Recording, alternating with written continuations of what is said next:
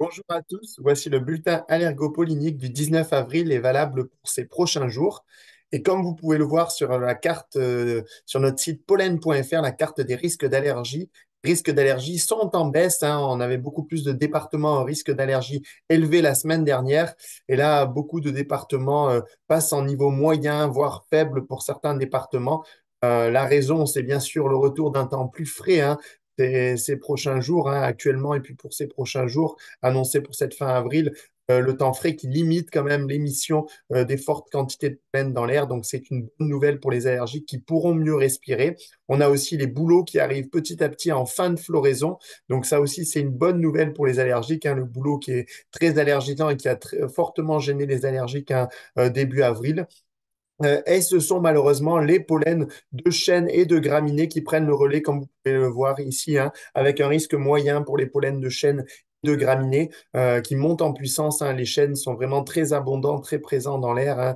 En tout cas, les pollens sont vraiment très abondants. Et les graminées qui arrivent, certaines graminées qui entrent déjà en floraison et qui pourront gêner les allergiques entre les averses de pluie dès que le soleil apparaîtra, avec un risque pour l'instant de niveau moyen, mais qui risque de passer au niveau élevé, c'est sûr, même au mois de mai et au mois de juin, quand on sera en plein dans la floraison des graminées. Alors, le risque d'allergie est élevé dans certains départements, hein, comme vous voyez ici dans le Bas-Rhin notamment, avec le mélange en fait des pollens de bouleau, de chêne et de platane dans ces départements-là qui fera monter le risque d'allergie localement au niveau élevé, hein. Dans le sud-ouest aussi, quelques départements en risque d'allergie élevé avec les chênes, graminées et urticacées. Mais globalement, le risque d'allergie est plutôt moyen sur l'ensemble du pays. On a d'autres espèces en floraison, comme vous pouvez le voir, hein, le plantain, l'oseille, les cyprès aussi qui sont encore en floraison, mais qui terminent leur floraison, les frênes.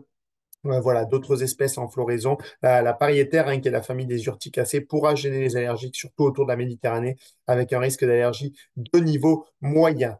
Alors, si on regarde justement les cartes de prévision pour ces prochains jours, pour les plaines de bouleau, on voit que les concentrations sont en baisse, hein, liées à la baisse des températures aussi, et à la fin de la floraison des bouleaux, qui ne gêneront bientôt plus du tout les allergiques.